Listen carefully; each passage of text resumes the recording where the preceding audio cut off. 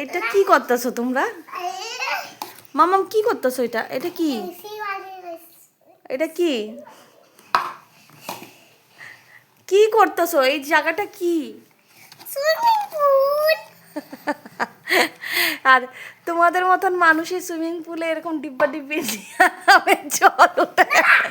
জল উঠে ওঠে স্নান করার জন্য।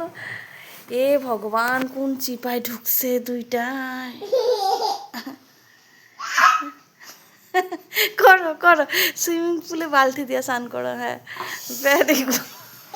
পুরা সুইমিং পুলের মানে কনসেপ্টই তোমরা বদলা রাখা। সুইমিং পুলের কনসেপ্টই বদলে গেছে। কাপড়টা পুরো ধুইতে পারবা মা সুইমিং পুলে?